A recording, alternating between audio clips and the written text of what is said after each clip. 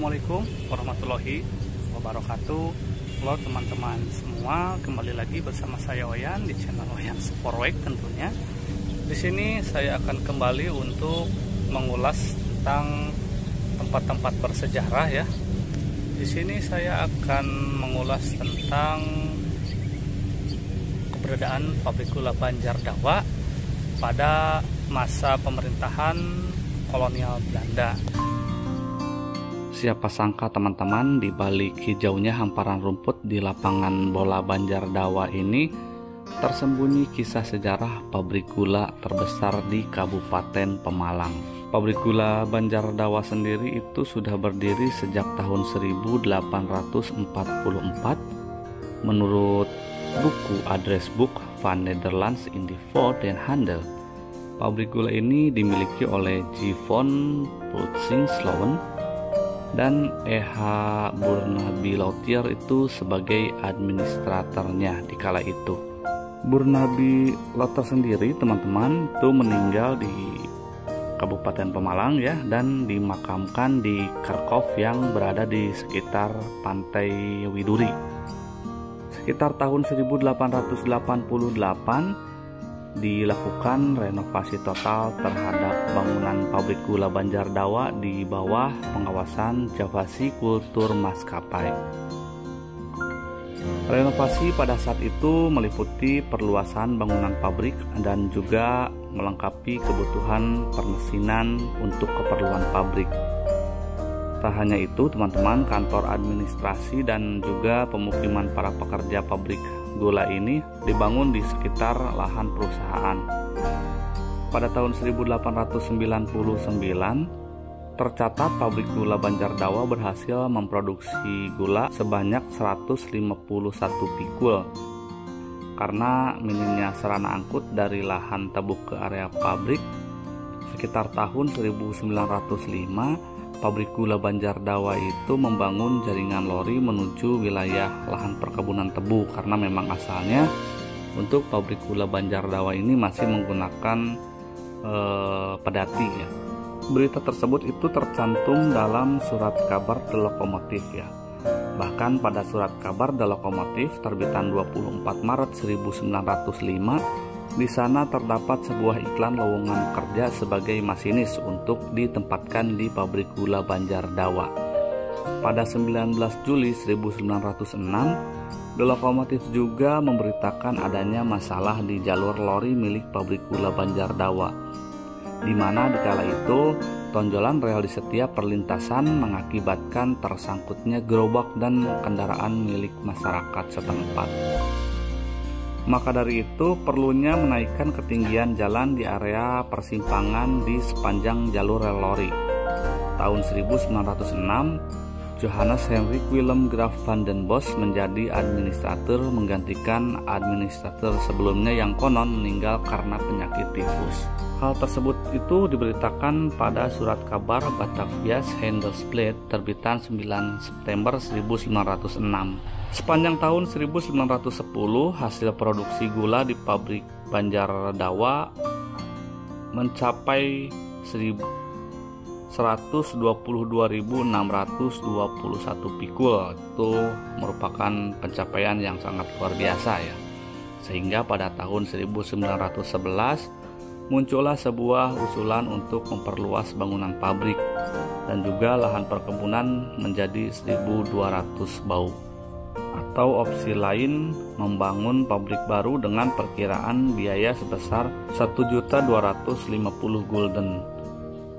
Hasil dari usulan tersebut akhirnya pihak perusahaan menentukan untuk memperbesar area pabrik daripada untuk membuka pabrik di wilayah yang baru. Pada tahun 1912, pabrik gula Banjar Dawa diperbesar dan fasilitas diperbarui, sehingga menjadi pabrik gula terbesar di Kabupaten Pemalang pada saat itu. Untuk suplai air bagi operasional mesin uap, pabrik gula Banjar Dawa membuat sebuah penampungan air Sirayak. Untuk pompanya sendiri itu berada di sekitar Sungai Kaliwaluh, teman-teman.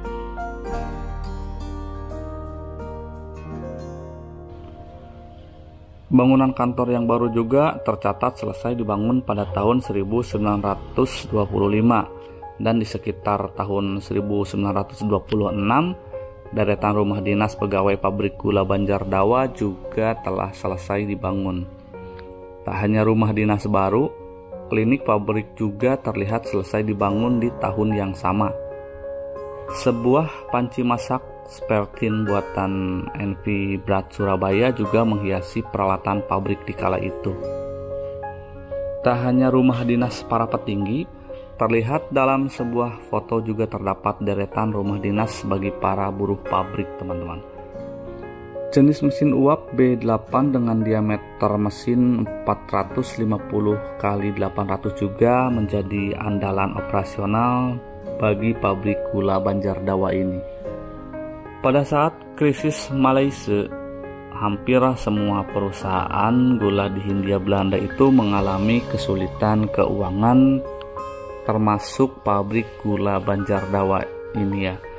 Bahkan beberapa pabrik gula mengalami kebangkrutan, teman-teman.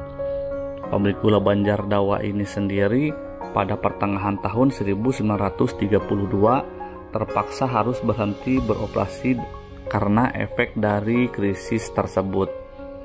Namun pada tahun 1934 pabrik gula Banjar Dawa kembali beroperasi, walau pada saat itu hasil produksi masih terbilang sedikit ya. Nah, pada saat Jepang masuk ke Hindia Belanda tahun 1942, pabrik gula Banjar Dawa kembali berhenti beroperasi ya, karena memang masalah keamanan. Tak hanya itu, pengrusakan dan penjarahan yang dilakukan oleh pasukan Jepang juga memperparah kondisi pada saat itu ya. Namun saat agresi militer Belanda pertama, terjadi penyerangan besar-besaran oleh warga sekitar terhadap pabrik gula Banjar Dawa. Beberapa pasukan Belanda terbunuh. Tak hanya itu, warga juga merusak dan menjarah seisi pabrik. Dan pada akhirnya seluruh pabrik gula Banjar Dawa ini porak-poranda akibat dari hal tersebut. Nah, setelah aset pabrik ini dinasionalkan, beberapa aset seperti jaringan lori diambil oleh pabrik gula Sumber Harjo, sedangkan lokasi bekas area pabrik gula Banjar Dawa kini menjadi lapangan sepak bola dan juga sekolah, dan ada juga beberapa pemukiman warga. Konon tersisa sedikit fondasi bekas bangunan pabrik yang letaknya itu berada di area sekolah, kalau nggak salah itu udah di belakang ya.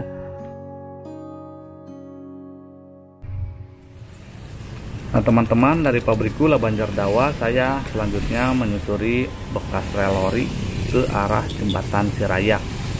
Nah, jalan Pierre Tendean ini dulunya itu adalah jalan yang melintas di area pabrik Banjar Dawa. Ini mungkin sekitar beberapa puluh meter dari lokasi area pabrik, bisa area pabriknya.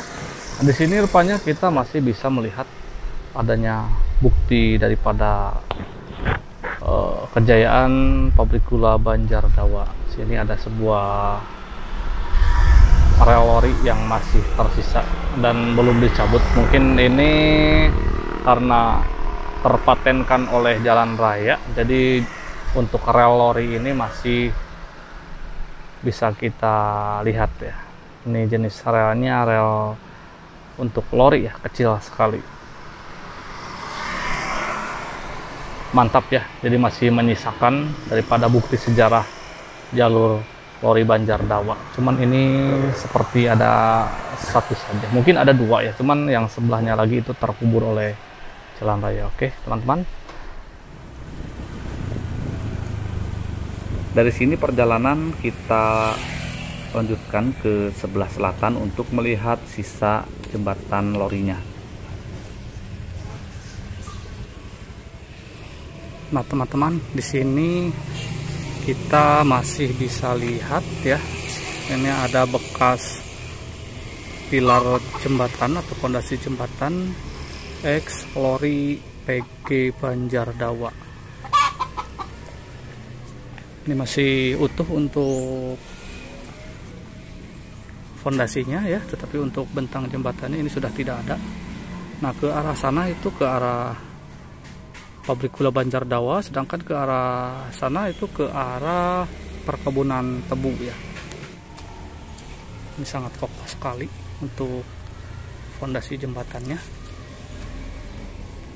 Ini ada tulisannya, ini BDK 1.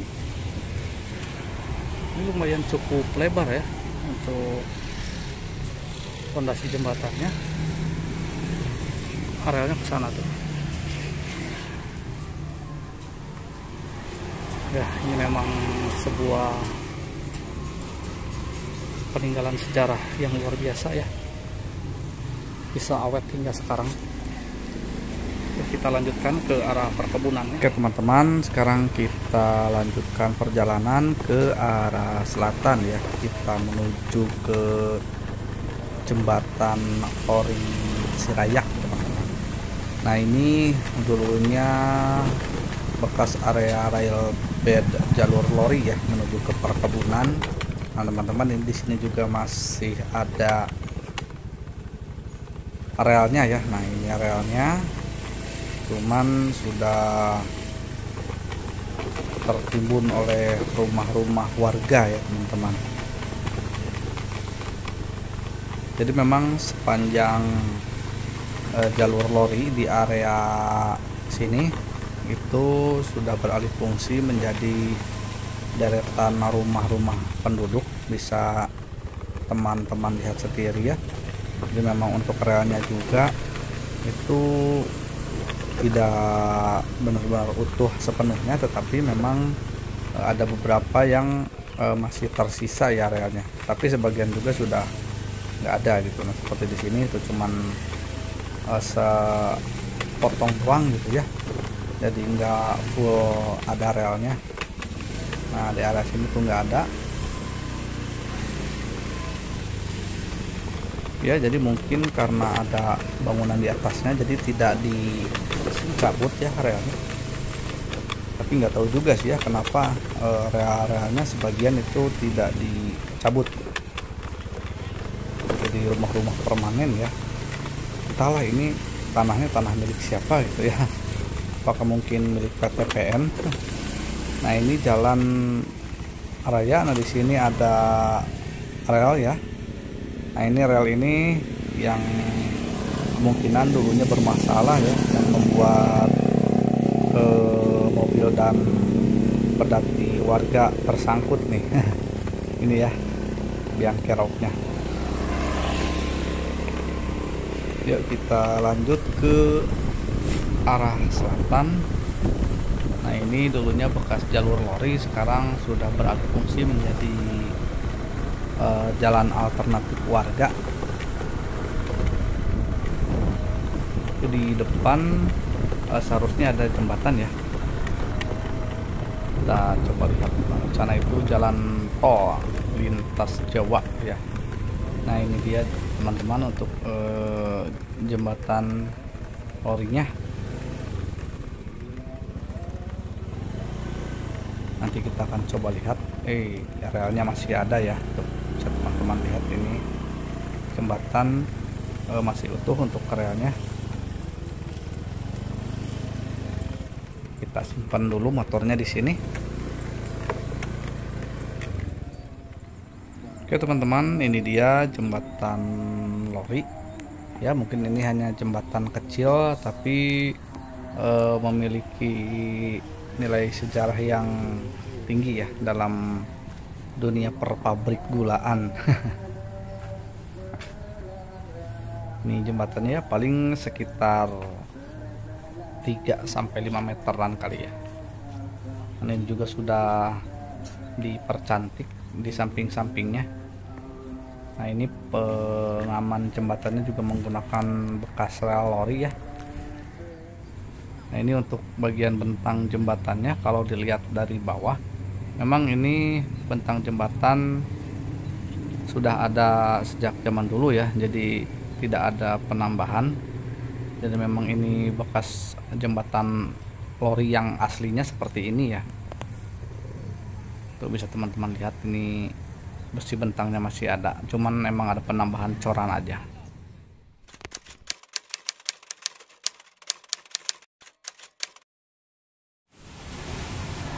Ini dia teman-teman, X jalur lori menuju ke penggilingan gula atau pabrik gula Banjar Dawa.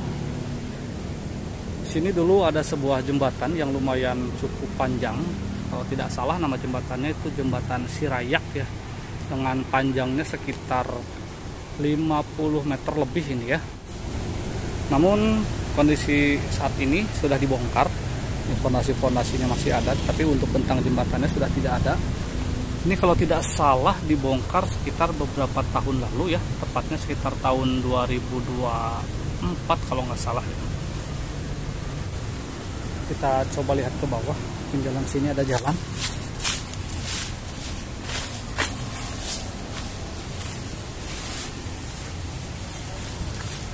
Nah teman-teman, ini dia untuk bagian bawah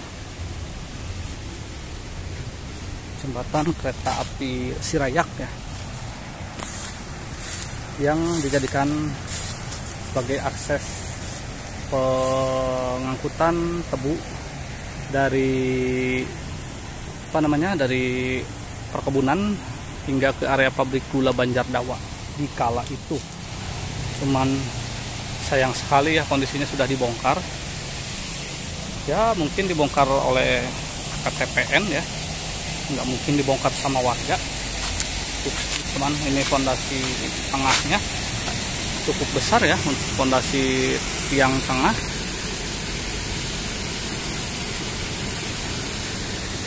Ya walaupun sekelas jalur lori, tapi Belanda itu nggak kaleng-kaleng ya untuk membuat prasarananya gitu. Ya konon menurut beberapa artikel yang saya baca bahwa pabrik gula Banjar Dawa itu menggunakan lebar spur sekitar 700 mm ya. Ya untuk lebarnya 700 mm, berbeda dengan pabrik gula yang lainnya yang biasanya menggunakan lebar spur 600 mm saja. Ini sayang sekali. Dulu untuk bentang jembatannya itu berjenis rangka baja dinding setengah, karena memang ini lumayan cukup panjang dari fondasi samping hingga ke fondasi tengahnya. Jadi kalau menggunakan jembatan yang biasa itu nggak bakal kuat ya. Jadi menggunakan yang tipe rangka baja dinding setengah. Oke teman-teman, mungkin begitu saja ya. Nanti kita lanjut lagi di vlog berikutnya. Assalamualaikum warahmatullahi wabarakatuh.